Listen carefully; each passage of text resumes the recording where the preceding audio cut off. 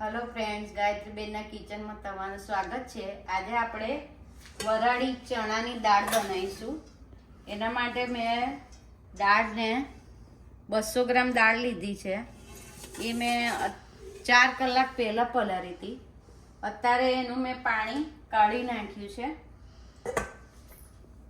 હવે મેં એના માટે એક ડુંગળી લીધી છે ઝીણી સમારીને, એક ટામેટો લીધો છે, પછી આ લીલા મરચાં અને લસણનું ઝીણું સમારી લીધું છે મેં, પછી લીમડાના પાન લીધા છે અને સ્વાદ પ્રમાણે મીઠું, તેલ અને આ મસાલો કે જેમાં જીરું આવશે, ધાણા જીરું આવશે, ગરમ મસાલો આવશે ને હળદર મરચું લાલ।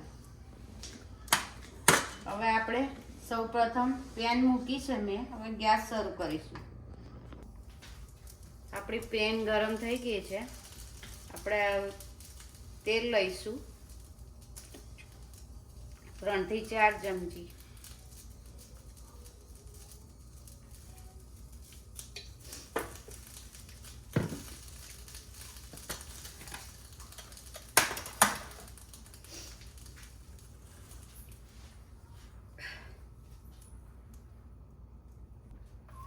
હવે આપણે સૌપ્રથમ અડધી ચમચી જીરું લઈશું।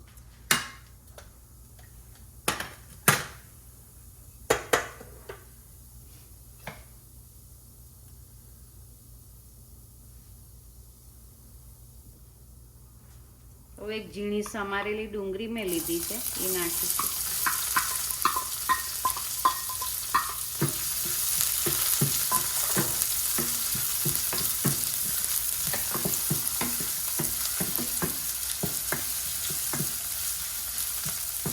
હવે આ 2 મરચાં અને લસણ મેં સમારી જે મૂક્યું છે એ નાખીશું। લસણ મેં 3 થી 4 કરી લીધું હતું મોટું।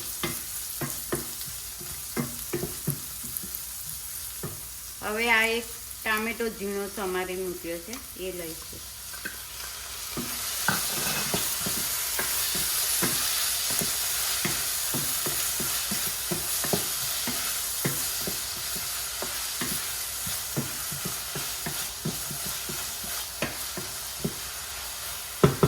હવે આ પેલા લીમડાના લીલા પાન છે 7 થી 8।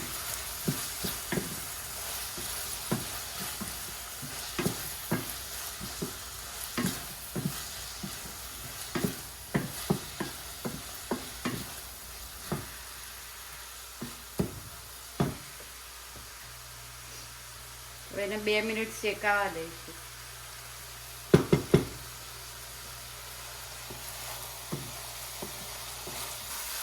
બે મિનિટ થઈ ગઈ છે। હવે આપણે બીજો મસાલો નાખીશું। અડધી ચમચી હળદર આવશે, 1 ચમચી ધાણા જીરું આવશે, અડધી ચમચી ગરમ મસાલો અને 1 ચમચી મરચું આવશે।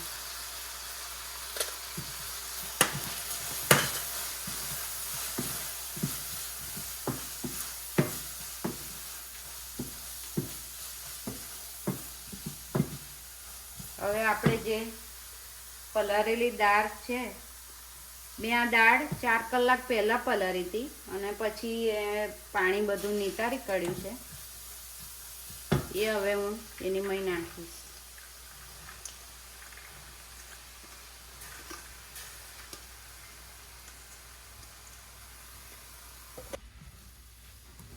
મેં જે ચણાની દાળ પલાળીને રાખી હતી, 4 કલાક પહેલાં પલાળી હતી એને મેં અત્યારે પાણી બધું નિતારી કાઢ્યું છે। હવે આપણે સ્વાદ પ્રમાણે મીઠું એટલું નાખવાનું રહ્યું છે।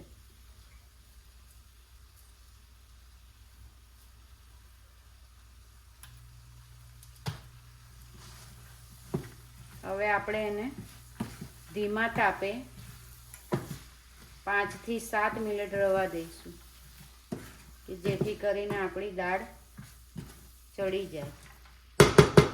વરાળથી ચડવાની છે આ, આમાં પાણી નહીં નાખવાનું, પાણી વગર। હવે 7 મિનિટ હવે આપણે એને 7 મિનિટ સુધી ચડવા દઈશું. આપણે દાળને હવે 4 મિનિટ થઈ ગઈ છે. એકવાર એને હલાવી દઈએ.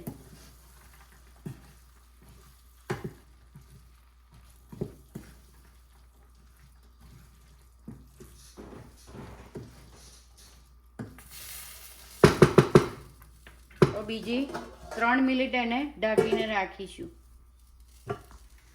હવે આપણી દાળ ચડીને રેડી થઈ ગઈ છે. વરાળિયા દાળ આપણી તૈયાર થઈ ગઈ છે. હવે એને આપણે ડીશમાં કાઢીશું.